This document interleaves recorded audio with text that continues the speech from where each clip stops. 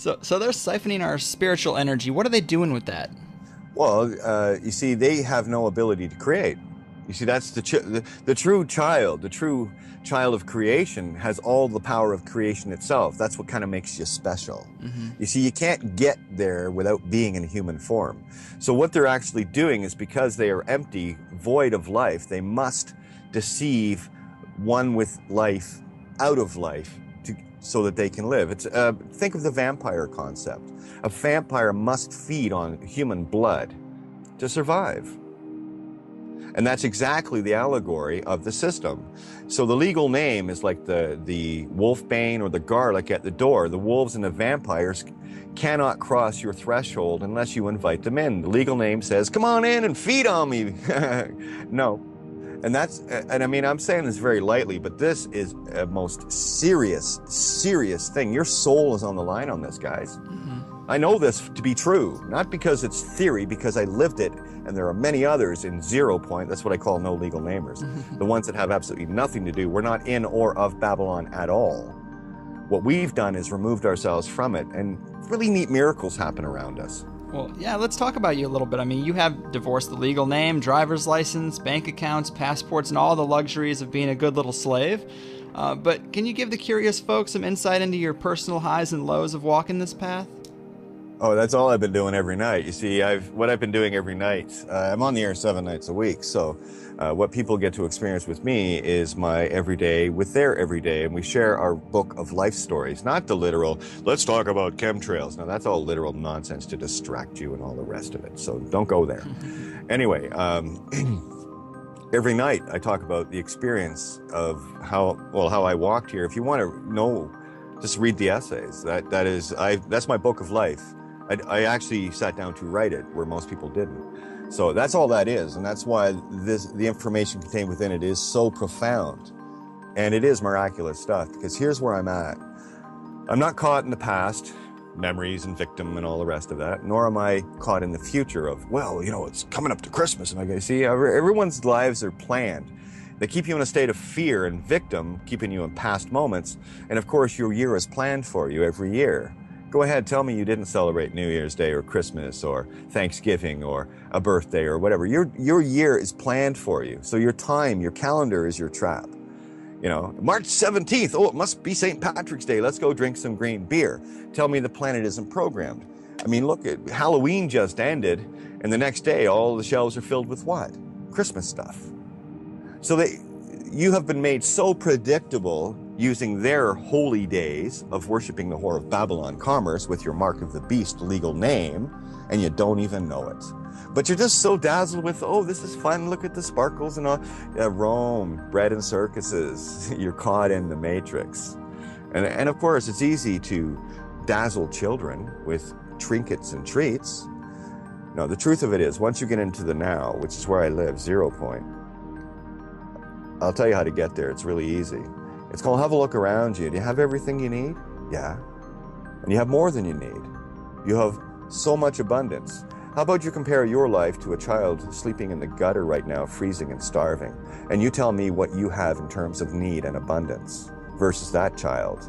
So that's where I live. I live as that child, constantly in the now, in full appreciation of the abundance, the absolute abundance. I have a pillow, I'm warm, I have a computer, I can talk to people, I can move freely, which is a far cry more abundance than that child that is starving and dying in the street, don't you think? Right. So that's where I live. That keeps me in my now, in absolute appreciation and gratitude of all that I have, which is so abundant.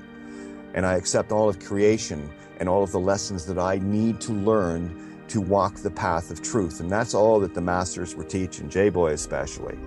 You know, I am the way, the truth, and the life. And no one gets to the Father except through me. Now, people think that Father is masculine. It's not. It's feminine. Mother is masculine. And I can prove it phonetically. Fa is heart. There's your theos, and it's a trinity, T-H-E, and I'll show you what that is phonetically. T is the law of truth, Phoenician, which is an X inside a circle. Look it up. H is the bridge duality, which is the Trinity united. The duality is joined with the bridge at the middle. So that's the itself.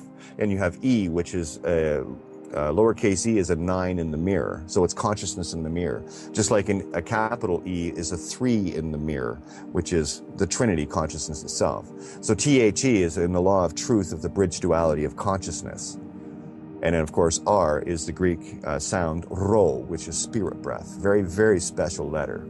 That's why they use the P, the false, the lie, to reverse the Rho from the left side, the divine masculine, to the right, overlaying the divine feminine.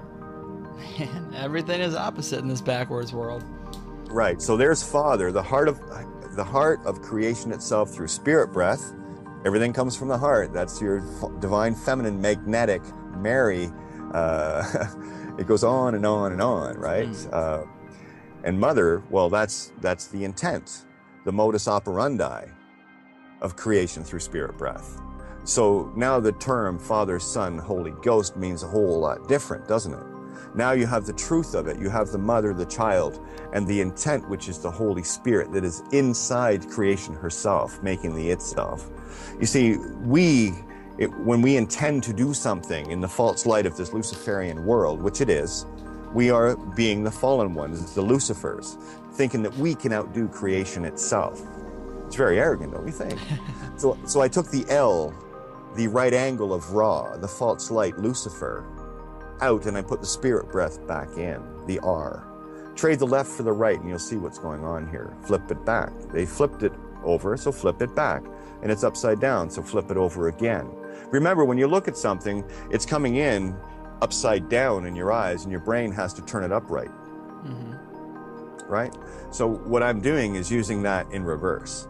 And it's a really simple thing. It just takes a little bit of practice. My life experience was perfect. I had to go through my crucifixion, my hell. I remember my crowning moment. That was February 11th at 7 p.m. when I was kidnapped at gunpoint while my family, Sue and my youngest daughter, Hillary, had to endure a SWAT raid while my other daughter, I just dropped off at a birthday party. What a crime, eh? and literally raped my family. Never mind what they did to the house and everything else. You know, if you want to see a thief, just look for a uniform, because that's what they're trained to do. Right. If I made a list of the things that they just stole outright, you would be as sickened as I am by these crazy little bratty children out stealing stuff. Lucifers, serving the dark, right? Yeah. And then, of course, I endured, and this was for exposing the bank fraud and the criminal fraud of the police department in the city of Guelph, which I did rather well. And unfortunately for me, I was already very well known in the city of Guelph. Royal family name, by the way. Funny how that works. That's where the judge bowed to me in the court, by the way. Right. Have you ever seen that video? I have, and I was going to bring that up. Yeah. A lot of people might not make the connection, but millions of people have seen that. And if they've ever looked up the sovereign citizen movement or anything like that, that is you. Seen, that's me. You've seen me. That's the judge bowing to me, the only time it's ever happened in history. And I'll tell you what, it only had to happen once, because you thought it was impossible before that. Now it's not so impossible, is it? Right. Because it happened. Describe that for people who haven't seen it. What exactly is going on there? Well, it's going back September 1st, 2010, so we're over 4 years ago, right? So we've come a long way since then. But even then, and I was new. I was as shiny new as they could get. I really didn't come into the movement until March of 2010.